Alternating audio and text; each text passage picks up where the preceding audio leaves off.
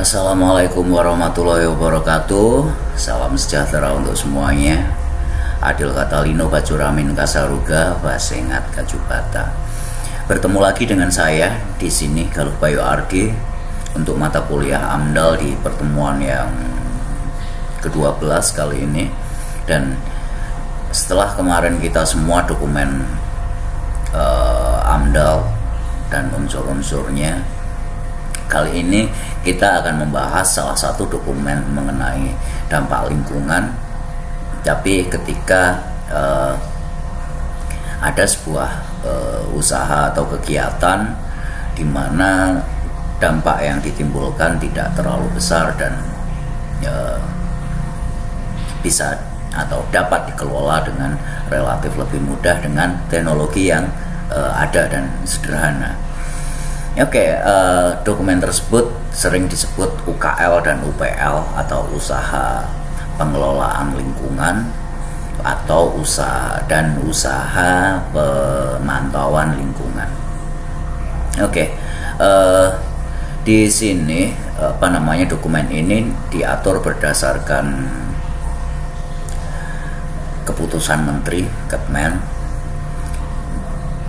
Kepmen dari Kementerian Negara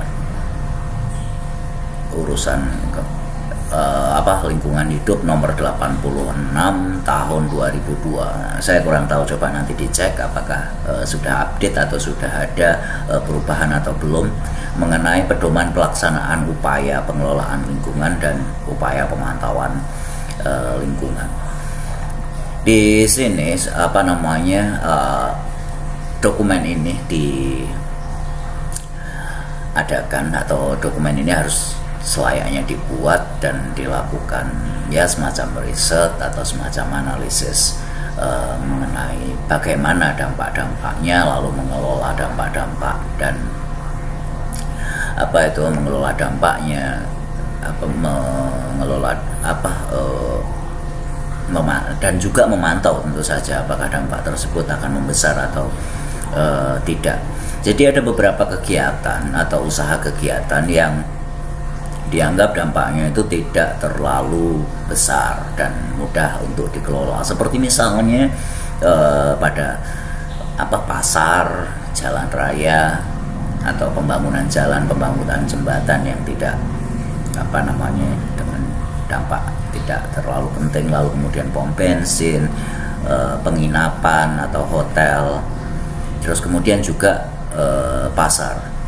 Karena pasar ini juga pasar yang mungkin tidak terlalu besar, karena ketika pasar tersebut cukup besar, tentu saja dampaknya akan menjadi besar dan tidak hanya bisa dikaji dengan UKL dan UPL. Dan ini juga salah satu syarat untuk menerbitkan izin di sini, izin untuk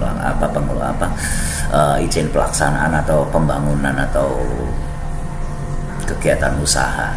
Nah, di dalam proses UKL dan UPL ini berisi mengenai wujud dokumennya itu nantinya akan berisi dijelaskan mengenai identitas pemprakarsa atau identitas pengelola di sini, pengelola kegiatan usaha ini. Lalu kemudian yang kedua adalah deskripsi mengenai kegiatan atau usaha tersebut, kegiatannya apa, lalu unsur-unsurnya apa. Dan kemudian yang ketiga dampak lingkungan yang akan terjadi. Jadi perkiraan dampak juga dimunculkan di sana. Kemudian yang terakhir setelah dampak lingkungan itu dianalisis, program-program pengelolaan dan pemantauan lingkungan hidup itu seperti apa. Kemudian pada bagian terakhir ini ada semacam pengesahan, tanda tangan dan cap untuk legalitas dari berbagai instansi.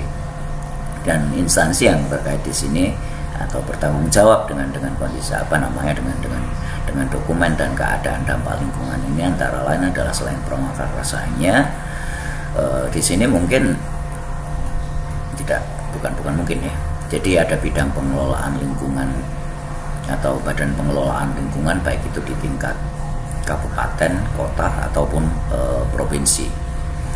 Kemudian instansi-instansi yang bertanggung jawab ya tentu saja berbagai tingkatan kota, kabupaten ataupun provinsi.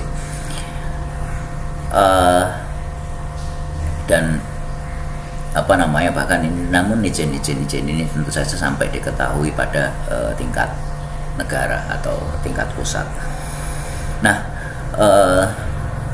di sini mungkin hanya akan saya jelaskan sampai di sini mengenai apa itu UKL dan UPL, bagaimana wujudnya.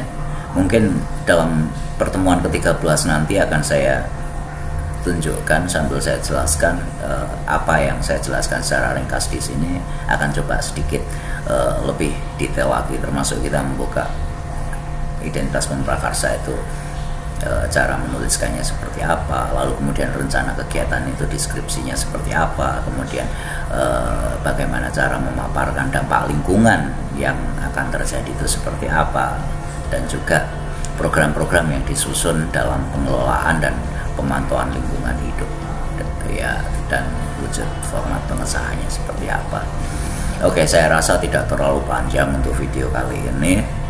Nanti mungkin ketika saya buka contoh dokumen UKL dan UPL ini mungkin baru akan sedikit panjang dan mendetail. Oke, seperti itu dulu, saya cukupkan sekian untuk mata kuliah analisis mengenai dampak lingkungan pertemuan kali ini. Saya ucapkan wassalamualaikum warahmatullahi wabarakatuh. Salam sejahtera, adil katalino pacuramin kasaruga, basengak kajubatan.